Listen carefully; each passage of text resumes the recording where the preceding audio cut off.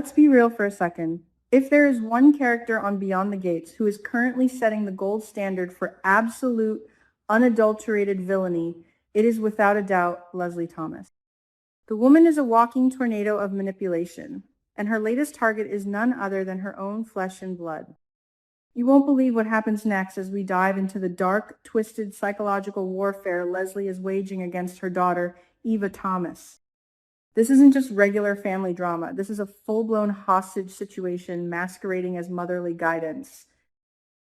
Right now, Leslie is relentlessly pressuring Eva to use her newly acquired position at the free clinic to meticulously wipe out any and all traces of her shady funding. We all know Leslie has been throwing money at this clinic, but with the recent plasma ring bust exposing Dr. Leah Whitmore, Leslie is terrified that the police are going to start digging into her own financial records. She needs a scapegoat, and who better than her sweet, unsuspecting daughter? The mother-daughter rift is deepening by the second, and it is honestly heartbreaking to watch. Eva is finally waking up and realizing that she isn't an independent professional in Fairmont Crest.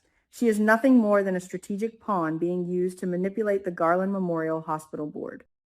But here's the kicker, and this is where Leslie crosses the line from manipulative to downright evil. When Eva hesitates, her moral compass screaming at her to stop, Leslie doesn't just yell.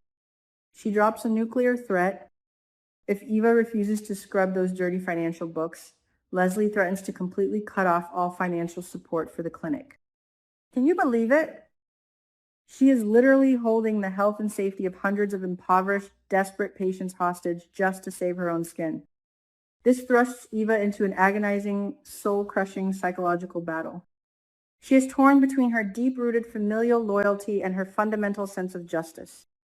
If she does the right thing, innocent, sick people suffer. If she obeys her mother, she becomes a criminal.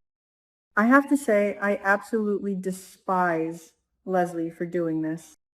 It is one of the most ruthless moves we've seen on daytime television in years. As if Eva's internal torment wasn't enough, the external world is about to come crashing down on her head. The deep-seated blood feud between the Thomas family and the Hawthorne family is about to explode, and ground zero is the lobby of the free clinic.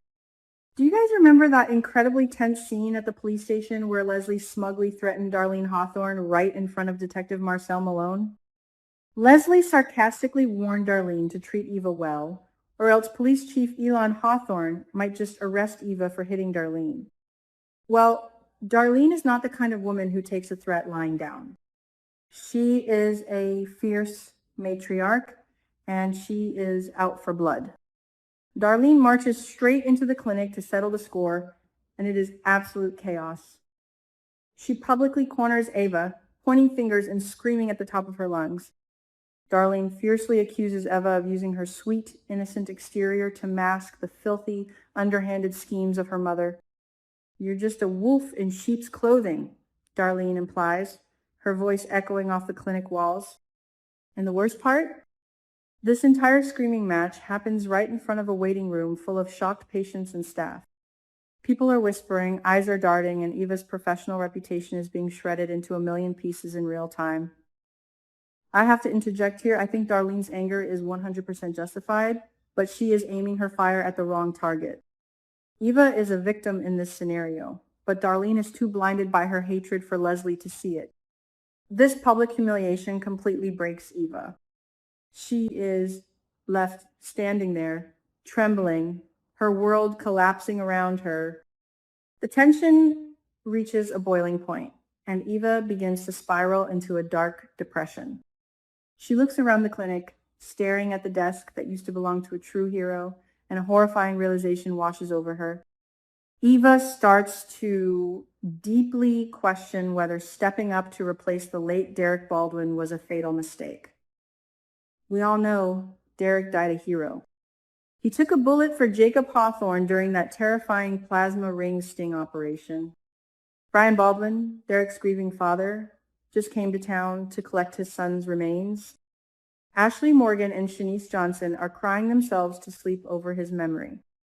Derek was pure, and his work at the clinic was his legacy. Eva realizes that by taking his job, she hasn't honored him at all. She has merely become a human meat shield to absorb the blowback from all the catastrophic mistakes Leslie has made against the Hawthorne family. This feeling of being a sacrificial lamb is only magnified when Isaiah Hawthorne starts glaring at Eva with intense, undeniable suspicion. Isaiah is already demanding straight answers from Joey Armstrong about the black market, and now he's got his sights set on Eva. The walls are closing in on her from every single direction. Completely broken and exhausted by being manipulated and used as a political tool, Eva finally reaches her breaking point. She types up a formal letter of resignation. She decides she is going to quit the clinic, pack her bags, and leave Fairmont Crest for good. She just wants to escape the toxic, suffocating shadow of the Thomas family legacy. It's a powerful, triumphant moment of self-preservation. You find yourself cheering for her, screaming at the screen, "Yes, Eva, run. Get out while you still can." But Leslie Thomas is always 10 steps ahead, and what she does next is so undeniably sick and twisted that it will leave you speechless. When Leslie catches wind of Eva's plan to resign, she doesn't plead with her daughter to stay. She doesn't apologize. Instead, Leslie maliciously orchestrates a massive, fake financial scandal. And she doesn't just invent random missing funds. She deliberately ties this fabricated embezzlement to the financial accounts previously managed by Derek Baldwin. Are you kidding me? This is a new low, even for Leslie. Dragging the name of a deceased, beloved hero through the mud just to trap her own daughter. It's sickening. Leslie engineers this fake crisis to force Eva's hand. The implication is clear. If Eva walks away now, the scandal will break. Derek's pristine legacy will be permanently destroyed, and Eva will look like the guilty coward who fled the scene of a crime. Leslie forces Eva to stay and fix the fallout, keeping her entirely under her tyrannical control. Eva is trapped in a beautifully gilded, incredibly toxic cage. It is in this exact moment of sheer desperation that Eva has a terrifying epiphany. Her mother will never, ever let her go. Leslie views Eva as property, not a person. The profound depression and absolute deadlock of her situation push Eva into a corner, and when a wild animal is cornered, it bites back. Eva decides to do something incredibly reckless, something that will change the landscape of Fairmont Crest forever. She decides to go to war against her own mother. Eva secretly reaches out to Detective Marcel Malone. This is a brilliant narrative move by the writers. Why Marcel? Because Marcel was standing right there in the police precinct when Leslie dropped her mask and threatened Darlene. Marcel knows exactly what kind of venomous snake Leslie truly is. Eva sits down with the detective and proposes a life or death gamble. She agrees to become an informant against her own flesh and blood. She is going to work from the inside, gathering hard, undeniable evidence of Leslie's financial crimes, her shady funding, and her blackmail schemes. This is the ultimate plot twist. Eva is risking absolutely everything, her family name, her freedom, and her very life to reclaim her identity and secure her freedom.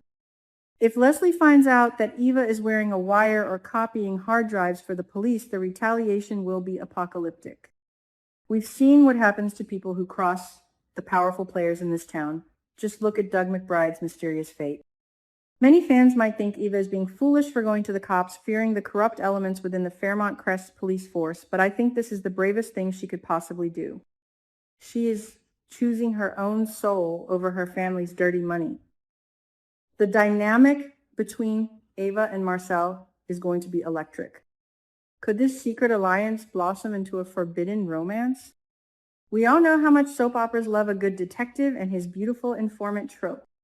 But the stakes are incredibly high. Every time Eva walks into that clinic, every time she smiles at her mother, she will be playing a dangerous game of Russian roulette. Will Eva succeed in gathering enough evidence to put Leslie behind bars, or will the puppet master discover the betrayal and destroy her own daughter? And how will Darlene and Isaiah react when they eventually find out that Eva was secretly working to take down the very woman they despise? The ripple effects of this storyline are going to crash through the Dupree Mansion, the Garland Memorial Boardroom, and the police station. Buckle up, because the next few weeks of Beyond the Gates are going to be an absolutely wild ride, and I, for one, cannot wait to see Leslie Thomas finally get what is coming to her.